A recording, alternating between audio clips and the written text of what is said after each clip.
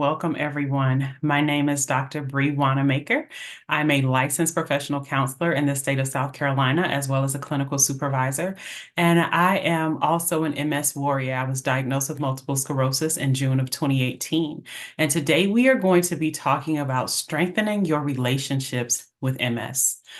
Relationships can be defined as a connection between two people. And while that's true, I think one of the things that we sometimes can negate is the relationship that we also have with ourselves, which can sometimes be the most important one that we have. But even in context of that, interpersonal relationships, they make up a huge part of who we are and a huge part of our lives, and they play a vital role. And those relationships can vary from extremely close relationships based on deep, intimate connection to those that are distant emotionally and unattached and are really more task focused, like some of those spaces in our workspaces or just kind of project based, right? And so when we think about relationships, they range on a spectrum also of healthy to unhealthy and even toxic. So no matter the nature of the relationships, different types of relationships really make up the social support network that is pivotal to both our physical and our mental well-being. So the relationships that we have or the ships in our lives can be friendships, they can be our kinships and our families. They can again be work related or sometimes situational. So those may be things like you need repairs to your home, or you're someone shopping for your groceries. I love Instacart, where someone's doing that for me. And so that's a situational relationship, but there's still an element of communication there, making sure that they're picking the items that I need, or those different types of things, or approving appropriate substitutions. And so while it's a very surface level, we are interacting with people all the time. But then that self relationship, again, that's probably one of the most important ones, because we want to make sure that we are also aware of who we are and taking care of ourselves. And then there's that spiritual relationship. Regardless of what that may look like for each individual, it's going to be, it's that connection to something outside of ourselves, something higher power, may not be as tangible, right? But there are all different types of relationships that we have. And these relationships, again, make up a really vital part of our lives and how we function and how we move toward throughout life. So some characteristics of healthy relationships. We hear it all the time, like we have to make sure that our relationships are also nurturing to us, right? But what are some of those characteristics that exist in that? So first and foremost, trust.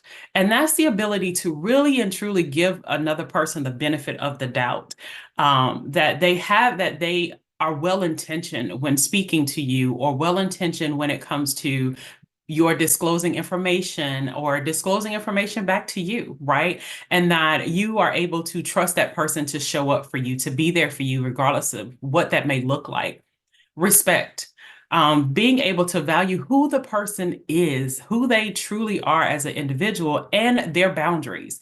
Boundaries is a B word we don't like to talk about a lot of times, but it's really being able to identify what are those limits that we have? What are the limits that the other person have? And not only identifying them, but being able to compromise and to respect those boundaries that an individual may have.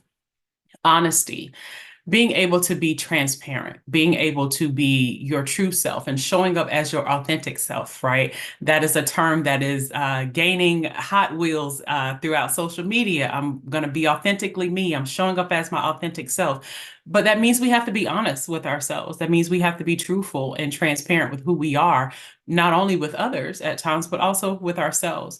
But when we're talking about being honest and transparent with others, it's that V word, vulnerability. Vulnerability is huge in relationships, and it can help to deepen and strengthen relationships. When we think about just healthy relationships in general, it is really truly a shared concern for the other person's welfare, which is going to take communication. But the key word there is shared, that reciprocity. So not only are relationships meant for us to pour out and to connect with other people, but also for others to be able to give back and connect to us as well. So when we think about vulnerability, it can be scary.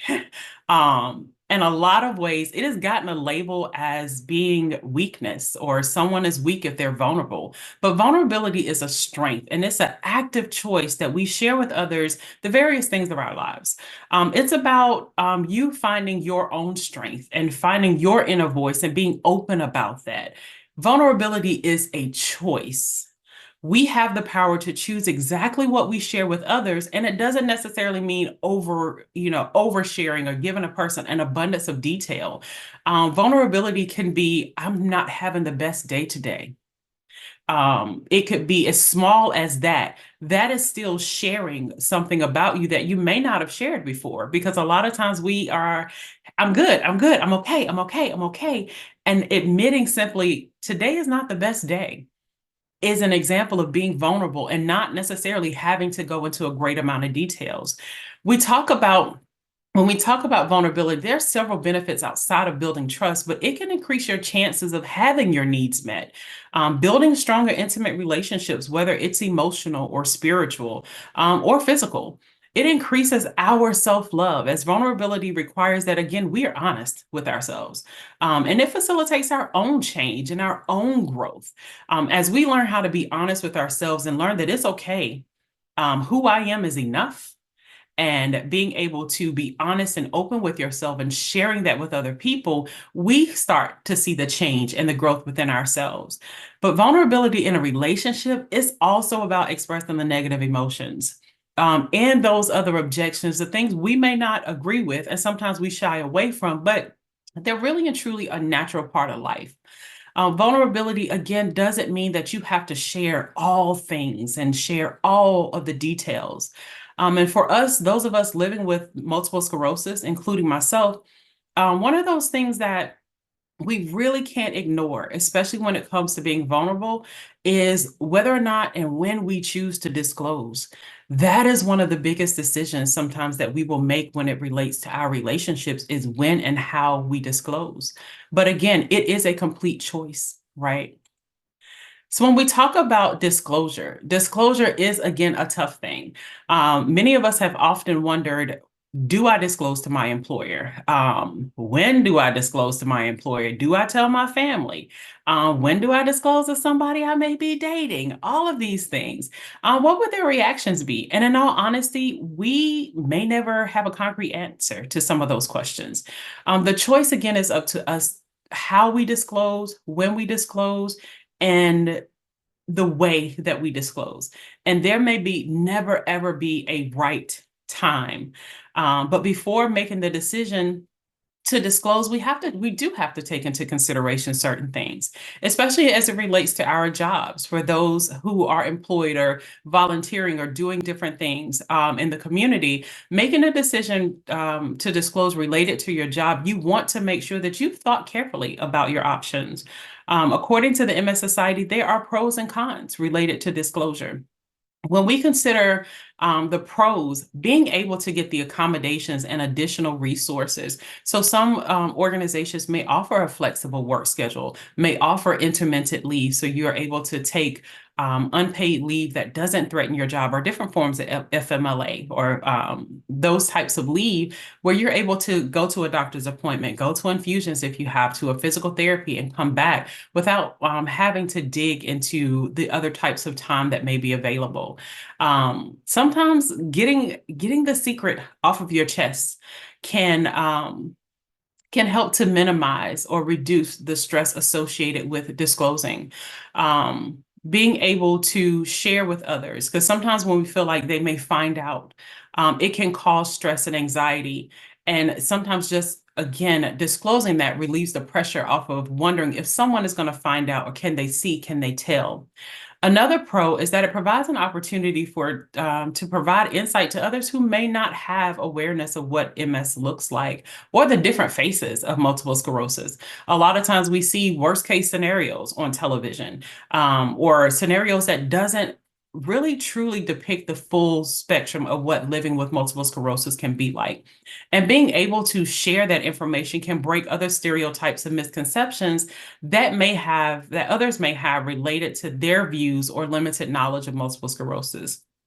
Um, Along with misconceptions that others may have, may come the feeling that you are being held back at times within your employer when you do share. And so when that happens, it's beneficial to have an honest conversation with your people leader or your supervisor to talk about the assignments that you're looking for, the promotion, the career growth that you're looking for in those spaces. So that you are able to really talk to them about, I feel like I'm being held back because I may have disclosed this information, and being again honest about it. One of the other cons is you may not need accommodations at this time. And so feeling that pressure to disclose, it may not fit your situation. And so again, it depends on your needs, the what you're asking for from your employer, the things that you would need to be successful in your current work duties. And so again, weighing those options and weighing out what's best for you. When it comes time to disclosing, our families and friends and others with personal relationships, again, that decision is yours as well. So when we talk about disclosure within personal relationships, it can be a challenge for many people in different ways. When we choose to disclose a few things, we want to make sure that what we do first is consider our audience, know who they are, know who we're talking to. Disclosure to different groups or different types of people may mean disclosure of different things. The details that I might share with a family member might be different than I would share with someone that I'm dating or friends that we may spend a lot of time with. How do I explain in a way that makes sense to different generations within the family in words that aren't as complex? Words like myelin sheath. We're all familiar with that. And someone may not quite understand what that looks like or what that means. And so, how do we describe that in a way that they are able to understand? So, explaining things like fatigue can also be a challenge to individuals when we are trying to help them to understand what that looks like. A lot of times, fatigue can be perceived as a person being lazy. However, it goes beyond that, right? It is trying to help them describe and understand. For me, it's like I have a 30-pound weighted blanket on my body and I'm carrying extra weight. And so finding again little tangible ways to help them to understand. When we think about disclosing, also, what is your motivation? What's your reason behind it? Is it to take power and feel as if you have more control? Is it to help people to understand what challenges you may face? Or again, what's driving you in that disclosure? The other thing is we want to be prepared for the response and preparing mentally for that positive response, but also the possibility that they may not respond in a way that we were expecting them to. Lastly, be honest. This is your truth, and there's nothing at all to be ashamed of. Communication. As mentioned, preparing for what we want to talk about and what we share, you want to choose the time of day that you're rested and hydrated and you kind of feel your best. Bring pictures and images or using a recording device, anything that can help you to explain to those around you what it is you're dealing with, what it is you're trying to explain. I like to explain the myelin sheath concept as kind of like a charger cord that may have been damaged, that protective covering on our nerve endings, the protective covering on a charger cord. It may glitch a little bit, still charge, still gets the job done, right? But it may take it a little longer before the charge is fully itself. So how can you really find those extra tools that are going to help you in communicating what it is you're trying to explain to your family? Make time for talking, but also make time for listening. Communication is a two-way street. And so be prepared for questions, be prepared to hear their feedback and their understanding of what you're trying to explain to them, because multiple sclerosis is complex. Also, be sure to care for yourself. And if you have children, do not be afraid to involve your children in the discussions. When you are a parent living with MS, Find someone, some of the tips that you can use is to find someone that can talk to your child. Find someone that your child can talk to that will be able to explain it in ways that we may not be able to find those words. Share with them how you're actually feeling. It is okay to say, Mommy or Daddy's not having a good day today. Mommy's really tired. Have an open and honest discussion. And again, including your family and your child in the family decisions surrounding care, surrounding sometimes treatments, surrounding those activities that may help to boost your energy or that you do to take care of yourself. And then seek professional help if you need it. When we talk about being a parent of a child living with MS, you want to talk openly about the diagnosis. There is no shame. And so being able to talk openly about the diagnosis helps them to also come back to you with the questions and to be able to talk with you in return. Be prepared on how they will react.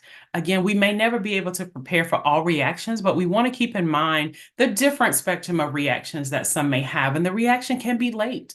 Did the behaviors in school change? Did they shift their eating habits or different things like that as they're trying to really digest what's going on with their bodies?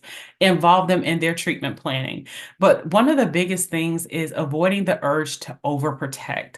We want to keep our people safe. We want to make sure that everything is all right at all times. And it can be a challenge to kind of let go of the reins, but allowing them to be able to gain that freedom and to live and to still realize that they can function and there are things that they can still be able to do on their own and independently. And lastly, use your creativity and your community supports. A lot of times we may shy away from those things, but finding those resources and finding those supports are extremely important.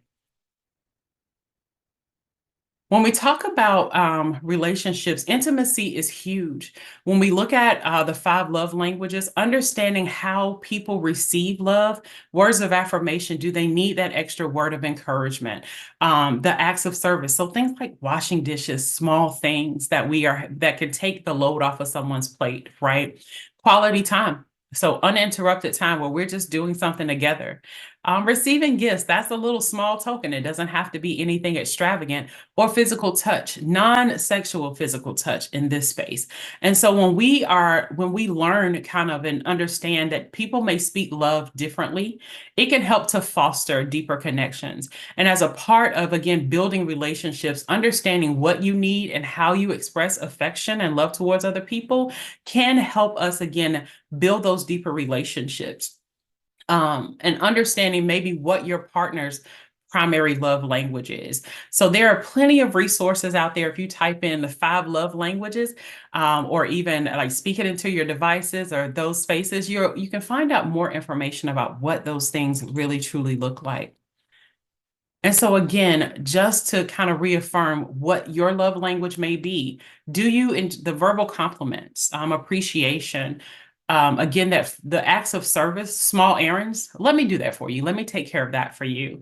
The tangible types of things, it can be drawing a picture. That could be your child's way of expressing love for you. They give you a gift. And it just gives you, again, that extra sense of appreciation at times. And so finding out how you express love and how those express love around you can also help to, again, foster those deeper, intimate relationships so that we aren't necessarily interpreting that the other person may not care as much when in actuality, they do. So flying solo with MS, living with MS can sometimes present challenges that we haven't considered before. And so when we are flying solo on this journey, where we may not have a partner or a caregiver that lives with us, there are other ways that we can manage and build support. So make sure you're managing your fatigue. Listen to your body. Ask for help if you need help, even from a neighbor. So things like clearing pathways, you know, reaching out to the local community centers to see if they have different services where individuals are able to come in to the home or come into those spaces to help. Watch your moods. Try to keep a journal in identifying moods, or things that you are dealing with. Those of us who are diagnosed with MS are at a greater risk for being diagnosed with depression and anxiety. And so we want to make than others in the general population or those living with chronic diseases. So we want to make sure that we are being mindful of that and to work to build the new relationships to minimize social isolation, and engage in healthy coping behaviors. And the other biggest thing is it's okay to rest. Sometimes we feel like we have to keep going and going and going, but it is okay to take a break and to rest.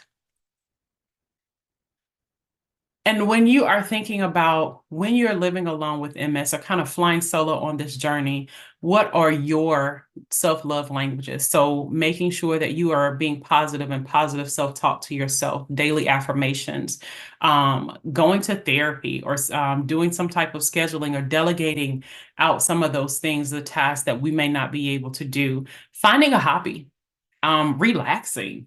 Date night for yourself. What's your favorite TV show and your binge snack? Again, receiving gifts. So that could be crafting things for yourself or investing in you in some type of way, or, a little extra little chocolate or something. Just an indulgence, but physical touch. So massage and physical activity. Again, one of the strongest relationships that we have and we have to continue to nurture is going to be that of ourself. And so as we nurture the relationship that we have with ourselves, it can then in turn help us to nurture the relationship with others. Thank you so much for your time, and I wish you well on your journey.